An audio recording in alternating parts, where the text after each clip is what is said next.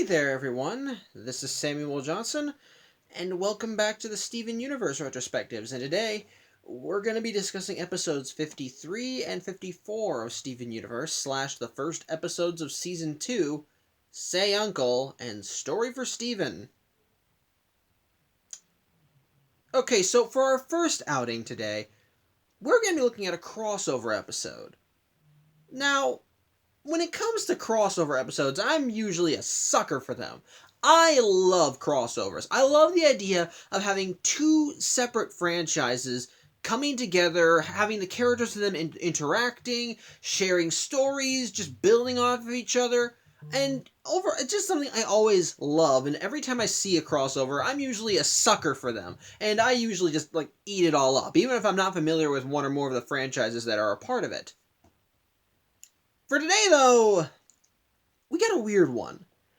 In this case, the first episode for today's lineup, Say Uncle, opens with Steven on the beach and just trying to summon his shield, and sadly he's still not figuring out how to do it, as every attempt that he tries to summon the shield either ends in failure or he ends up just summoning the bubble.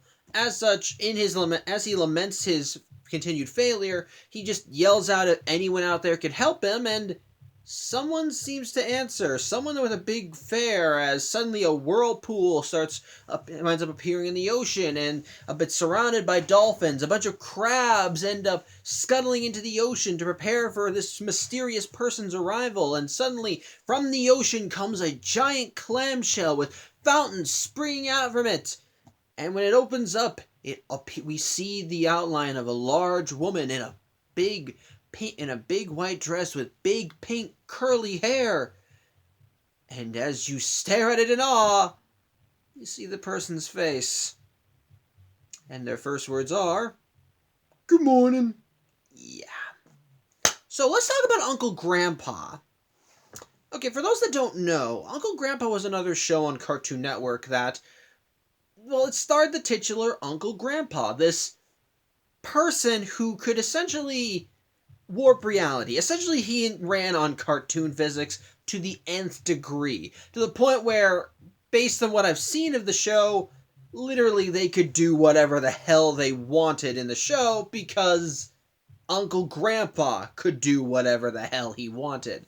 And this episode seems to follow similar logic because, to put simply, this episode's kind of a mind fuck, and it really does feel like just the writer screwing with the audience, because the instant Uncle Grandpa makes his appearance in the episode, he just literally does whatever he wants. He screws with the viewer, he just breaks the fourth wall, he pulls shit from out of nowhere, and just fucks around. Although, to be fair, he is trying to legitimately help Steven, because he is trying to help him summon his shield. It's just that his way of getting Steven to summon a shield is that, a shield that you can summon the shield when you need to protect yourself. So let's put you in danger! And yeah, he keeps trying to kill Steven. And his continued attempts to do this end up getting the attention of the Crystal Gems, who, when they notice just how unstoppably powerful this guy is, they deem him a threat and try to kill him, which leads to further shenanigans as Steven and Uncle Grandpa run away, and Uncle Grandpa, to escape the Crystal Gems, ends up pulling Steven into a white void, which eventually leads them over into his neck of the woods. It's weird. It's just kind of weird, and it really doesn't make sense it doesn't really make any kind of sense. And pretty much the whole time they're there, and pretty much just the whole time Steven's there, he knows all this stuff, and it's just treated as normal, which I guess would make sense. Though, and of course, while Steven's in Uncle Grandpa's neck of the woods, he meets his supporting cast, but eventually that ends when Garnet, who was trapped in the white void with the other Crystal Gems, breaks out of it because she just wants the episode to be over, and it ultimately ends with the Crystal Gems finally beating the shit out of Uncle Grandpa. When they almost land the coup de grace, Steven manages to summon his shield because he wants to protect him.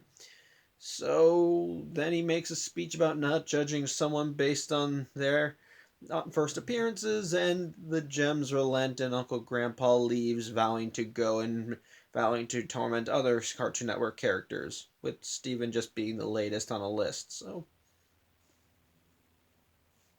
there you go. That was the plot. I'll get to my thoughts on the episode in the end, as this is how it normally works, because we still have to summarize the plot of Story for Steven, and this one is more grounded, definitely more in the realm of Steven Universe, but it also kind of continues along other storylines. In this case, we actually see how Rose and Greg met. In this case, the framing of this is like Story for Steven is the first episode of what I like to call the flashback episodes. These are episodes that ultimately, well, are told in flashback. They are stories that are told to Steven about events from before he was born. And in this case, this is the story of how Greg met Rose. And what prompted the story is that Steven and Greg were sitting in his van on a rainy day playing, and as they were playing, and by which I mean they were playing on guitars, and while they were doing this, they happened to find an old photo from when Greg was younger, and he had a lot more hair back then. And it turns out that he used to have a pal named Marty, or as I call him, Marty! And yeah, it turns out Greg, when he sees the photo, mentions that Marty's dead to him. Steven wants to clarify who Marty is, wants more clarification on Marty, and so Greg decides to tell Steven the story about how he met his mother, now featuring Marty. And sure enough, it happened. Excuse me a second. Sorry about that puppy stuff. Anyway, like I was saying, it was pretty much Greg tells the story, and it's exactly how he told it before. He held a concert in Beach City, and no one showed up. Which, by the way, this is where we get another song for the episode, "Comet," which is sung by Greg when he's young, or as his stage name is, Mr. Universe. But point is, he sang the song. Nobody in Beach City ever showed up, but Rose. As such, once he sings the song, he actually did have a meet and greet with Rose after the show. In this case, he ends up meeting her at the souvenir stand because his manager, who was supposed to be manning it, ditched him. As such, Greg was able to talk to Rose, and he wound up giving her one of his CDs. And since the CD usually comes with a free T-shirt, he had to get one in her size. So, as such, he went back to his van to try and grab one, which is where we finally meet Marty. And he's schmoozing it up with a woman named Vidalia. Remember that name; it'll be on a test later. However, he pretty much just said. However, once Marty sees that Greg is trying to get a free T-shirt to a woman he likes, Marty ends up getting on Greg's case because apparently he gets 75% of Greg's cut, which is exorbitant, and very much unfair.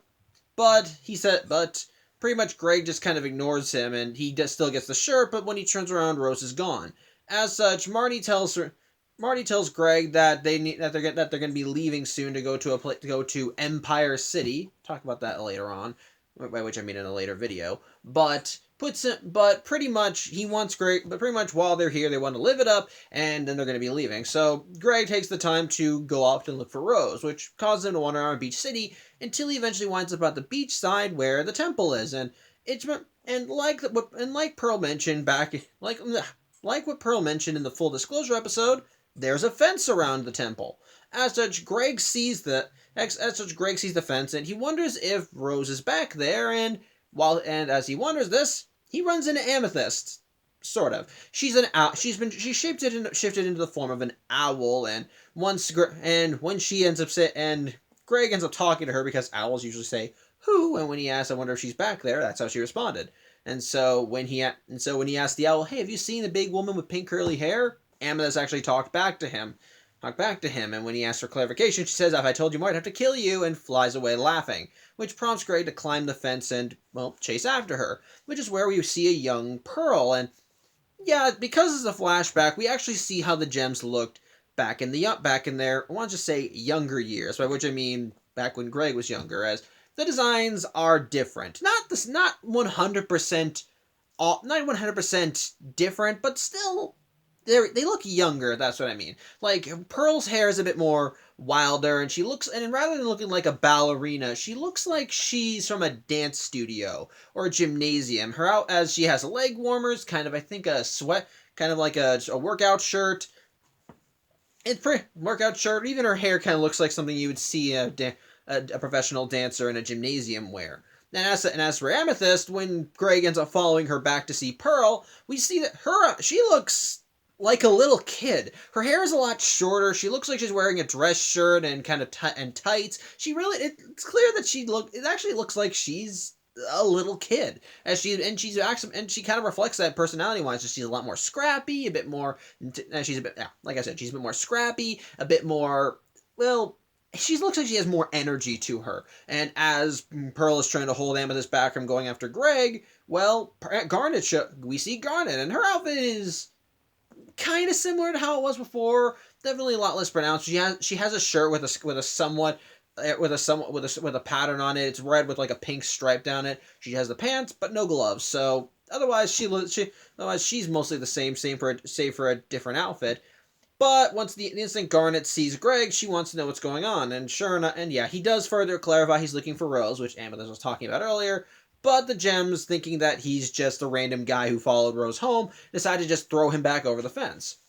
However, Rose herself ends up popping up and vouches that, yeah, she knows Greg. As such, they end up dropping him, and Rose wants to know what Greg's doing there, and he says that he's just there to drop off her free T-shirt. And as such, which she likes, because she likes that it's gonna make a space. However, as such, once the Gems learn that Greg's a singer, they wanted him to start singing for them, but he can't really stay long because, well, he's got to go meet back up with Marty. As such, he ends up leaving the Gems, and the next thing we see is him back in his van with Marty as they're driving out of Beach City, and we see Greg and Marty just talking, and Marty is just kind of. And Marty is still bad-mouthing Beach City, with literally the only comments he's giving to it being this time with Vidalia and her wild friends. So he thinks, yeah, that wasn't a total waste, but Greg still can't get his mind off of Rose and the Crystal Gems. And while Marty chalks what he's saying up to poetry, Greg thinks, no, there's really something going on back there, but Marty again does not really care. He wants them to get to Empire City, doesn't really care about what's going on with Greg. As such, he ends up demanding Greg play a song for them because the CD player is busted, and Greg starts playing this soothing song about believing in destiny, which Marty thinks is a snore fest, but it's again a direct result of Greg thinking about Rose, and he thinks, well, maybe I want to go back there. Maybe I want to go spend time with her, but Marty pretty much tells him to shut up and says that you don't know what you want. You don't know what you want. I decide what you want, which in his freaks out almost caused them to hit a truck, which they swerve off the road. But once they're out of danger, Greg does want to know why the hell Marty gets to decide everything, and Marty answers, because you're just some snot-nosed kid. That's just because you're just some snot-nosed kid who doesn't know what he's doing. Now shut up and let's go to Empire City, and maybe you'll make me some money for once. And to that, Greg tells Marty to get the hell out of his van. As such, Marty ends up leaving, and Greg immediately turns around and goes right back to Beach City, right back to the temple, even driving right through the fence. As such, he tries to bang on the door, trying to get Rose's attention, and he even starts singing his song in full, and Rose ends up coming out wearing his shirt. Although she looks a bit forlorn that Greg is there. Excuse me a second. Sorry about that again. Puppy stuff or old dog stuff. Bottom line, Rose looks forlorn when she sees Greg, and she talks about how, while she thinks he's cute and would love to play with him, I'll talk about that in a later episode, she doesn't want him to give up. His life is short, and she doesn't want him to give up on what he wants. Which Greg responds with, "You're what I want," and she just starts blushing and starts laughing. So yeah, that's how the relationship starts, and the episode ends with Steven teasing his dad about it, but him admitting that while Marty may have been a jackass, well, if it wasn't for him, he probably wouldn't. He gave him more. Marty is probably a big reason why he stayed in the first place. So you know what? He can at least thank him for that. So yeah, that's how the episode ends. So let's talk about Say Uncle first. Okay, I'm gonna say this right now. I don't like the episode. I don't. To kind of let's just talk about the Uncle Grandpa portion of the episode. I have never watched a full episode of Uncle Grandpa. I have never been interested in watching a full episode of Uncle Grandpa. When I first heard about the show and saw stuff about it, nothing made me want to sit down and watch it. That Say Uncle did nothing to change my opinions on that. That does not mean the episode is technically bad. It just means I don't like it. Because if I'm being honest, I think it's sheer what the fuckery was the intent. Mostly because based on what I've seen of this, based on this episode and what I have seen of Uncle Grandpa, thanks to clips, this sheer what the hell kind of manner is what the show is centered around. And if I can be honest about one thing, say Uncle got that right. Whenever Uncle Grandpa just screws around with and does whatever he wants in the episode, it's, in a strange sort of way, it kind of is funny. Like, I think the best part about it, in my opinion, are the gems. The gems act as the straight men to Uncle Grandpa's shenanigans, and they react very much how a person would normally react if they encountered such a person like Uncle Grandpa. They freak out. They begin questioning things. They begin asking questions, and then when they realize that how powerful Uncle Grandpa is, they deem that he's a potential threat, which, yeah, makes sense. They're defenders of Earth, and this is a guy, and Uncle Grandpa is a character who, with the power of almost the powers of a cartoon god, and he seems to have the mentality of a 10-year-old child. He has a short attention span, likes to just mess around, and yeah, he's a danger. He's kind of a danger. At the same time, he's also harmless because at the same time, he also kept trying to kill Steven, so what do I know? But bottom line, basically, that is legitimately funny, and it does have some funny, and admittedly, the episode does have some unique visual gags to it when Uncle Grandpa decides to just go nuts, and admittedly, there is amusement to be found. I loved again, going back to the Gems of Straight Men, there's one scene where Uncle Grandpa, when he's making an introduction, or at the very least his fanny pack is making his introduction, it causes... while he's being introduced, the heads of all the main characters end up circling the Earth. In this case, is Steven, Uncle Grandpa, and the Crystal Gems. And while Steven is just having a fun time, the Gems are just freaking out, like, and when that's where their heads are put back, they just like, what the hell was that? And it's even funnier, and but his head was on backwards. So that's actually, admittedly, funny. That actually was funny. The Gems' reactions are hilarious. Like, going back to the stuff with the Boyd, as they're running around, Garnet's wondering how the hell they're going to get out of here, and Pearl is just screaming her head out about how they'll never get out of here. This is their home now. Like, it's just balls to the walls insane, and it makes it even funnier when the Gems actually do kind of interact with elements from, I'm just going to say, Uncle Grandpa's world, so to speak. Hold on one sec. Again, puppy-related stuff. But like I said, like one of the examples of them interacting with elements of the Uncle Grandpa world is, in the Uncle Grandpa show, there's a character called Pizza Steve. Once he meets Steven, he doesn't like him because he's supposed to be the only Steve around here. And so while the Gems are wondering where Steven is, he walks in dressed like him, and Amethyst thinks, oh shit, cool, pizza, and eats him. You don't see her eat him, but it's very heavily implied. It's kind of dark.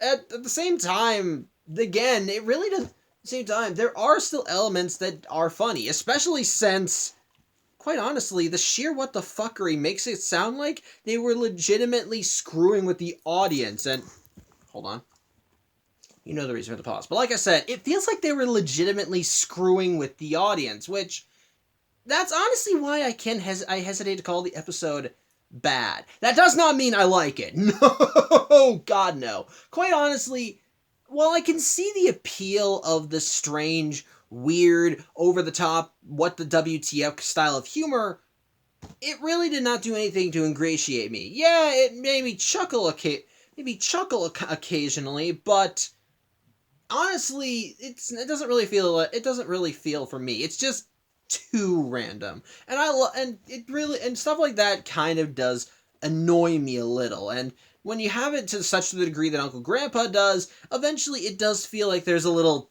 too much. You kind of do need some kind of straight man in order for that to work, which Uncle Grandpa might have a straight man, as there's a character in the show called Mr. Gus, who is a anthropomorphic talking lizard, who I think is supposed to be like the serious guy to that offset Uncle Grandpa's shenanigans, especially since he actually does offer some advice in the episode, because he almost does give the advice to help Steven summon his shield before he gets interrupted by Pizza Steve screwing with what's our pieces. But otherwise, yeah, I don't really think I could watch a show like that very often. Does not mean it's bad. If you liked the show, fine, more power to you, but I'm not one of those people, and this episode really did not do anything to ingratiate me into wanting to watch the series, and I'm still not interested in watching. It's weird and kind of dumb, and nothing wrong with being weird, but it's not. But the series does not look like it'd be something I would enjoy. So, yeah. But again, that's just why I don't like it. Why I don't say the episode is bad is because I think the sheer WTFery was the whole intent of the episode. I think it's basically, it feels like the entire episode is the creators just screwing with their audience, and it's exemplified throughout it as we see the gems freaking out, we see them dealing with all the zany weirdness. There's even one scene where Uncle Grandpa shoots his head at a ship that has Lars and Sadie on it. As it sinks, Lars just screams, "Our ship!" Like, you know what that was meant for. You have to freaking know. It really does feel like they were just screwing with the audience at this point, especially when they try and tack on the emotional message at the end with Steven saying, we shouldn't judge someone for being weird, which, you know what, fine, not a bad message. It's just that when you can't really stick a serious message at the end when the whole entire episode was just sheer what the hell. So, you know, don't like the episode, but I hesitate to call it bad. I hesitate to call it bad because, quite honestly, it really does feel like that the whole what the hell nature was intended. Excuse me one more time. So, like I said, I don't think I don't think Say Uncle is a bad episode, but that's mostly because I feel like the big sheer what the hellery of the whole episode was the intent, and while I myself may not personally enjoy such types of humor, or at the very least not in excess, it really depends on your tastes. If you are a fan of that type of humor, fine. Go and watch the episode. You'll probably like it. But me personally, I care not for it, and the episode is ultimately not to my liking as a result of that. Which ultimately I feel like I should be okay with because the episode is non-canon. They even say it in the episode itself. But otherwise, yeah, it's there. Don't care for it, but you might like it. So that's just that. But that's only one episode. What about Story for Steven? As an actual episode of the series, I think it's pretty good. I actually think it's pretty good. At the very least, I do like, once again, seeing more context surrounding certain events that have been alluded to in the past. In this case, getting more clarification on how Rose and Greg met. Before, we only got just the simple version, that Greg was holding a concert in Beach City, and Rose was the only one to show up. Here, yeah, that was the truth. It's just that there was more to the story than met the eye. And honestly, one of the things that I do kind of like about these kinds of things are the little things that can occur to make big choices happen. Just like, if it wasn't for this one thing, then a lot of other things wouldn't happen. In this case, one of the deciding factors in what made Greg want to stay in Beach City and be with Rose was Marty. And yeah, they do a good job at making Marty look like the biggest asshole, because quite honestly, he is the biggest asshole. He makes it clear from the get-go that he cares very little for Greg beyond Greg making him money. The only value he saw in Beach City were the women, and when he overcharges Greg on his cut. When Greg tries getting emotional having a talk with him, he pretty much tells Greg to cram it, and once Greg actually starts questioning him, he pretty much calls him a deadbeat loser who only gets anywhere in life because Marty helped him, which, you know, that's a nice bit. That's a nice double middle finger to your raw talent, wouldn't you agree?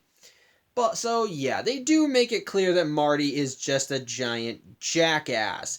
And it does showcase what part of why Greg would want to stay in the first place, because, well, it was love at first sight with Rose.